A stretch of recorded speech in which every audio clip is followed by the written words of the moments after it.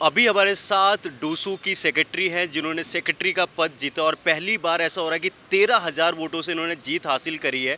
और अभी इनसे चलिए बात करते हैं कि इनके मुद्दे क्या है, क्योंकि सबसे ज़्यादा मुद्दा ये होता है कि लड़कियों की सेफ्टी को लेके इन्होंने काफ़ी सारा काम किया है, सैनिटरी पैड को लेके कैंप लगा के वहाँ पे।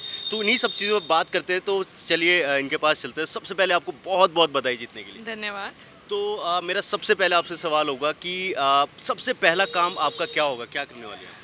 अखिल भारतीय विद्यार्थी परिषद ने सबसे बड़ा विमेन मैनिफेस्टो निकाला था और वो जो पॉइंट्स थे वो कहीं बाहर से नहीं आए हुए थे। हमारा एक सर्वे कराया गया था मिशन स्वाभिमान के नाम से, जिसमें हम लोगों ने 50 छात्राओं तक की जाके उनकी प्रॉब्लम्स पूछी थी। लास्ट ईयर ये कराया गया था। उसके बाद में ये हमारा पूरा रिसर्च के बाद में मैनिफेस्टो बनाया गया था।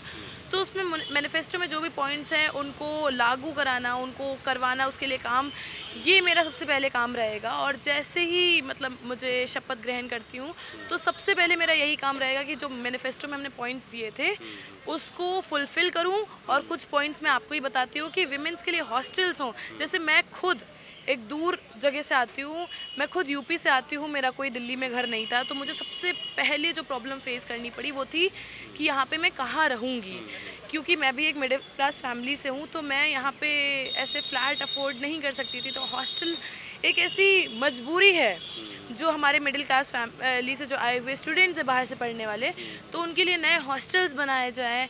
जब विमेन सेफ्टी की बात आती है तो सिर्फ सेफ्टी ही नहीं, उसके सल्यूशन के लिए विमेन एम्पावरमेंट के लिए ये सेल्फ डिफेंस की ट्रेनिंग हर कॉलेज में दी जाए।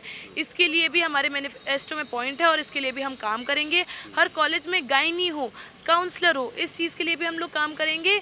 हर कॉलेज में विमेंस के लिए एनसीसी हो, इस चीज़ के लिए भी हम काम करेंगे। जी, आप वुमेन सेफ्टी की बात कर रही हैं, तो मेरा एक सवाल ये कि दिल्ली यूनिवर्सिटी का फेस्ट बहुत जाना माना फेस्ट है और हम ये देखते हैं कि इसमें बहुत सारे कॉलेजेस के लोग तो आते हैं पर इसमें भीड़ होती है। पर उसके अलावा हम देखते हैं कि इतनी भीड़ का कुछ लोग फ़ायदा उठा के लड़कियों के साथ बदतमीज़ी करते हैं, छेड़छाड़ करते हैं। तो उस पर आप लोग क्या करने वाले, क्योंकि आप लोग ये कहेंगे कि हम सेफ्टी के लिए करेंगे, पर उसको वहाँ पर लागू कैसे करेंगे उनकी सेफ्टी को?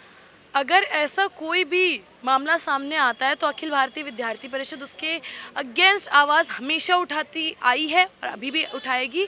और बाकी जब बात आती है विमेन सेफ्टी की, तो हर कॉलेज में अंदर और बाहर दोनों जगह सीसीटीवी कैमरास हो, पीसीआर वैन्स पेट्रोलिंग करती रहें कॉलेज के बाहर, और पिंक बूथ बनाया जाए। इस चीज़ की भी मांग अखिल भारतीय विद्यार्थी परिषद करता है।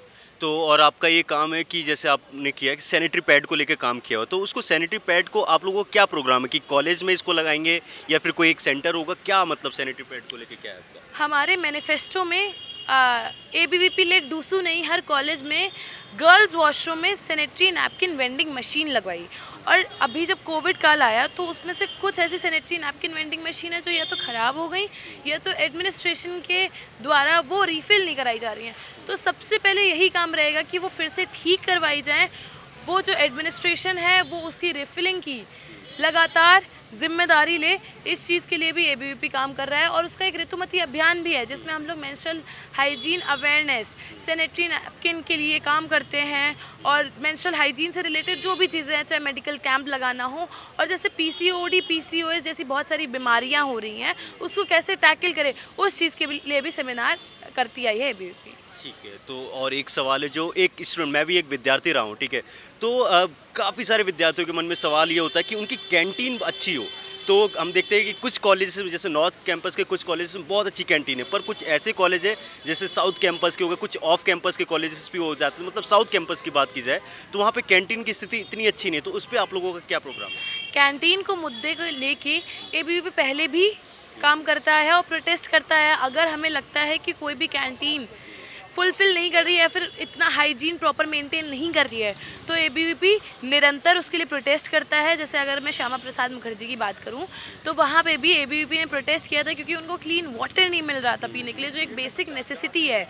तो उसके लिए भी निरंतर ABVP नॉर्मली भी काम करता है। और हम लोग जब डूसू में आए हैं तो हम इस चीज़ का ज़रूर ध्यान रखेंगे कि हर कॉलेज में अच्छी कैंटीन हो, प्रॉपर हाइजीन मेंटेन की जाए उस कैंटीन में, और जो पीने का पानी है वो एक साफ़, एक प्रॉपर एक लेवल ऐसा हो ना जो एक नॉर्मल स्टैंडर्ड लेवल का हो, वो मिले हर स्टूडेंट को, क्योंकि वो एक बेसिक नेसेसिटी है हर स्टूडेंट की।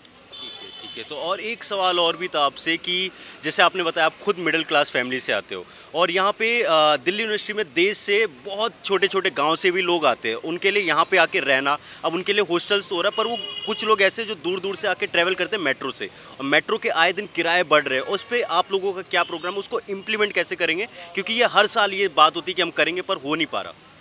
हम लोग सिर्फ और सिर्फ बात करने में नहीं, काम करने में विश्वास करते हैं। और जो मेट्रो कंसेशन पासेस और जो स्पेशल बसेस हमने यूनिवर्सिटी के लिए, क्योंकि बहुत सारे स्टूडेंट्स वेट करते रह जाते हैं, उनको बसें नहीं मिलती हैं, तो ऐसी स्पेशल बसेस चलाई जाए यूनिवर्सिटी के अंदर, उसके लिए काम करेंगे और उसका मेमोरेंडम हम लोग जल्दी ही गवर्नमेंट को देंगे जाके। ठीक है। और ये जैसे कि आपको पता है कि जो डूसू का इलेक्शन का रिजल्ट होता है वो ये भारतीय राजनीति पे भी बहुत असर डालता है, तो आने वाले चुनाव में आपके हिसाब से क्या असर होने वाला है? ये जो एबीपी यहाँ पे 3 सीट जीत के कामयाब हुई है, जैसे हरियाणा में होने वाला है, यूपी में चुनाव है, लोकसभा के चुनाव होने वाले, तो इस पर आप क्या असर देखती है? सबसे पहले तो जो भारत में न्यू बिल इंट्रोड्यूस हो रहा है विमेन रिजर्वेशन बिल का, उसको सबसे पहले तो हम लोग धन्यवाद करते हैं गवर्नमेंट का कि वो ऐसा बिल लेके आई। और एबीवीपी एक ट्रू विमेन लीडरशिप को सपोर्ट करती है, चाहे वो हमारी राष्ट्रीय महामंत्री हो निधि त्रिपाठी जी, चाहे इससे पहले 2014 से जितनी भी डूसू में छात्राएं आई हैं वो सारी अखिल भारतीय विद्यार्थी परिषद से आई हैं। तो एबीवीपी सिर्फ एक ऐसा मात्र संगठन है जो सिर्फ women leadership for the sake of it नहीं लाता है, वो ट्रू विमेन लीडरशिप लाता है, जिसमें जो छात्राएं वो लेके आया है वो सारी एक ट्रू लीडर्स हैं। इसीलिए आज जो मैं इस मार्जिन से जीती हूँ उसका श्रेय मैं एबीवीपी को देना चाहती हूँ, क्योंकि वो मिशन सासी हो, चाहे ऋतुमती अभियान हो, ऐसे विमेन रिलेटेड इतने सारे जो अभियान है वो लेके आता है। और जो डीयू में 60% जो मेजॉरिटी है वो छात्राओं की है, तो उसके लिए निरंतर काम करते हुए आता है। मेरा आपसे आखिरी सवाल होगा, जैसे आपने बताया कि अभी जो भारतीय इंडियन गवर्नमेंट है उन्होंने 33% आरक्षण का बिल लेकर आई है, तो हमने ये देखा कि जो दिल्ली यूनिवर्सिटी की जो राजनीति के छात्र हैं वो आने वाले दिनों में पॉलिटिक्स में भी देखने को मिलते रहते हैं और बड़े बड़े नाम यहाँ से निकले हैं। तो आप भी बहुत अच्छा बात कर रहे हैं, आप भी सेक्रेटरी का पद जीते, तो क्या हम आने वाले भविष्य में आपको भारतीय राजनीति में देख सकते हैं? ये तो सपोर्ट है जो स्टूडेंट्स का है, जो आज मुझे यहाँ पे मैं यहाँ पे खड़ी हूँ जीत के 13,000 के मार्जिन से। बाकी तो वक्त ही बताएगा कि हम कहाँ जाएंगे। फ़िलहाल मेरा यही मोटिव है कि मैं यहाँ पे जो स्टूडेंट्स हैं हर एक स्टूडेंट की प्रॉब्लम में रिजॉल्व कर पाऊँ, यही मेरा मतलब मकसद है अभी तो ये हमारे साथ ही सेक्रेटरी जो डूसू की हैं। अब आपने देखा इन्होंने कितने बेबाकी से अपनी बात रखी है, इनको हम न्यूज़ रूम पोस्ट की तरफ से बहुत बहुत शुभकामनाएं देना चाहेंगे और ये उम्मीद करेंगे जो इन्होंने अपने मैनिफेस्टो में बात कही है उसको ये लागू करेंगे और जो छात्र हैं यहाँ के उनके लिए काफ़ी हेल्पफुल होगा। तो अभी के लिए दीजिए इजाज़त, थैंक यू।